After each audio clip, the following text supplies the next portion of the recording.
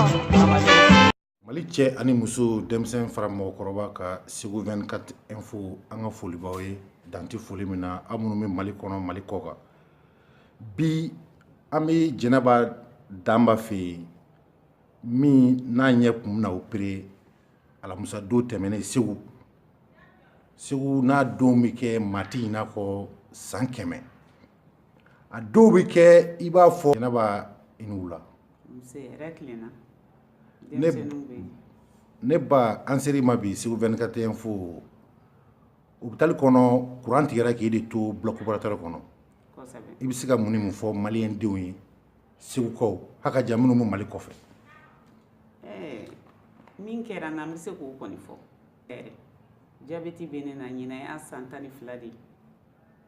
n taara Bamakɔ ko k'u bɛ ɲɛ opérer n bolila o y'a sɔrɔ n ka glycémie jiginna yɛrɛ n ka opéreli wari fana bɛ n nana yan n bɛ n ka insulateur kɛ matin et soir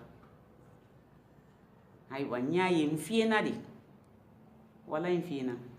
n mɔdenw de bɛ n bolo minɛ ka taa ni hali ɲɛgɛn kɔnɔ n mɔdenw de bɛ ni n ye n ko n mɔdenw de bɛ hali n ka fini ta k'a don na ne kɔni kɛra fiyɛntɔ ye n ko n denw ma n ko ne ɲɛ fiyɛna dɛ n ko ne ɲɛ fiyɛna ne bɛ dibi la de n denmuso ye n ta 5 heures du matin o y'a sɔrɔ n taara rendez-vous ta Ayidara fɛ Ayidara ko ma ko Danba i bɛ na i bɛ taa billet ta guichet la déjà i ka amo b'i bolo 5 heures anw jɔra guichet la n b'a f'i ye a ma tulu tigɛ dɛ ka kini kɛ ka wagasili kɛ k'o billet sɔrɔ ka taa Ayidara fɛ yen o y'a sɔrɔ ne ka glycémie yɛlɛnna fo 4 et quelque Ayidara ko madame i bɛ insuline ta de au lieu de 20 le matin 10 le soir non tu prends 20 a ko sisan yɛrɛ n'i ye insulateur ninnu san i ka taa i ka 30 kɛ n denmuso ko ma ko n'i ye 30 kɛ maintenant tu es faible dɛ i tɛ s'a kɔrɔ a ye 20 kɛ ne kɛlen ka dumuni kɛ tilelafana dun a ye 20 kɛ n tora ten Ayidara ko n ka taa ni kaye ye n ye kaye san n taara di Ayidara ma a ye n ka suivi kɛ fo ka taa n ka glycémie jigin k'a kɛ 1 na a sera 1 ma don min na a ko n ka taa Kulibali fɛ yen ko parce que Kulibali de ye papier d'u ma ko n ka taa jabɛti furakɛyɔrɔ la fɔlɔ ko n'o tɛ ɲɛ tɛ se ka opérer n taara Kulibali fɛ ko Kulibali bɛ bloc kɔnɔ ko lundi don ko n ka passer n taara fɔ Ayidara ɲɛna a ko donc lundi i bɛ passer ni mun bɔra la i ka segin ka na fɔ ɲɛna ne ko ayiwa ne taara lundi don n ye Kulibali sɔrɔ yen Kulibali ko ma a ko taa bureau dɔ in kɔnɔ ko il y a un certain Kulibali là-bas aussi ko c'est le chef i ka taa papier in jira ale la ko Ayidara ko di n tagara yen o ko n ka taa Kanɛ fɛ ophtalmo kɔrɔlen in na n taara Kanɛ fɛ n ye cahier d'a ma a ye n ka filiation ta ka tila ka na ɲɛ contrôler tuguni an ta kɛ jeudi ye a ko problème fosi t'a la ne ɲɛ 2 bɛɛ de opérer la n sigilen fili kɔrɔ a 2 bɛɛ jeudi an nana 5 heures du matin u nana ka furajiw k'an ɲɛ kan ne fɔlɔ de kun kan ka don bloc kɔnɔ ne fɔlɔ de ne donna bloc kɔnɔ u ye ne étaler ka furajiw kɛ ɲɛ kan ka ɲɛw tereke ka fɛnw bɛɛ kɛ ka kirinan kɛ n kini bolofɛn ɲɛ fɔlɔ de don kirinan y'o minɛ k'o datugu pewu u y'a kɛ 2nan in fana na donc a tɔ tora dɔrɔn Kulubalikɛ ka n'a ka baara daminɛ o ni courant ka fɔ cap o si ma kɔrɔbaya ni si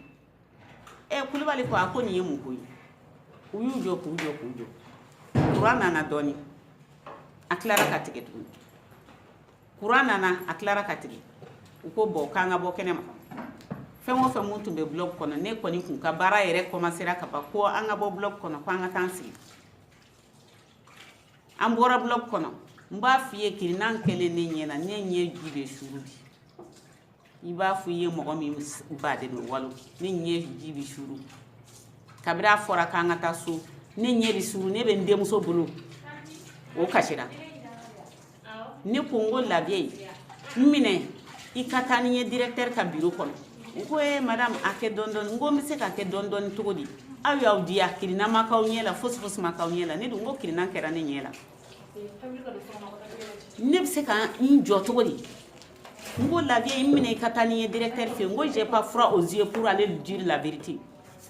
Ou yon conduit kana ndemuso mba bolo abe kasini anana directeur ka yoroina uko ko 40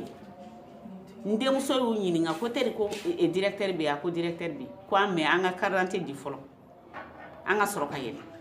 ko directeur bi anye ka ngo la vie ne de ka 40 dama ikani tadi de je ne vois pas mais nga 40 dama ika signé nde nya signé aye mine kan deme chokoroba kele na ka bluzi tugulen ben ko anana u sanfé u ko directeur te ko directeur voyagera ka tarabama ne ko adjoint be mi ko adjoint ka bureau flé adjoint de ne den deme kan sigi otuma nyeji be bodoro nkungolo iba fo ko ye nege sigi nku ne ko amango adjoint ngo vous êtes des criminels nyamo jugu awi mo fagalawdi si jamais ni ne nye tiena linga wardu kashika wardu groupe carburant be se ka bantugodi ne ya neni kaneni ako mama haraka nye kana tiende o ya kuma duma foli men ne nye tiena kwa wallahi ni ne nye tiena kabri ala yida ima femi nye ni ka directeur mbabe jirawla parce que mbaw sama fo yoro min kadinyi ne denye ndeme ka boti do fana kuntara na faye o nye kunkanga opérer un certain Koulibaly tellement que ne hine mo mine nye jibe ka bo o ko ne demuso ma ko laver muto taika blani mbi bata mobile la mbetu ko wodi nta aka mobile la nta fadon nta badon nta borodo parce que ay nye to ko mina kwa ne den ko ne nye ji ko kate deni parastamol flan nyigi kad ne ma ne nye ji ko kate jo 13h kini bolo fe nye oji jora atotora no mambolo fe tainde ite o de ne dimi toute la nuit ne kungolo bendimi kungolo fangele bendimi nye ni ba foki nye wo be de ko ka dugu jera antaro critiquerata damne yani kirinam bene e gauche ni minute kuni wiye chokoroba were da wo chokoroba in dalen tukuni Koulibaly ko ku kata fo tienya na ko si jamais ni courant tigera ko gara lui ubora kata fo yana ko no ko courant tigera ubi bara la dro courant tigera tukuni Koulibaly ko meni yamu ko lu be fe ka barake me o tse ka barake munun kanga matériel duma o te matériel duma ko qu'est-ce que ça devient ko kata fo etu ngi ma yani courant be na o flana assistance à ka téléphone de mene Koulibaly ko kata fo ni courant tigera fo kale kila ka barala fengo femu na bala de abena shidosa ko ni to e fotezi o chokoroba imbora ne de taxi lui kana nini su anano na tugula aywa alhamdulillah depuis o de kera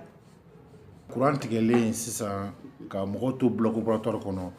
aywa mogo wore ko mi tuguni munu kono bo fara ube munu bien sûr que bloc kono koni yoro fembe de bende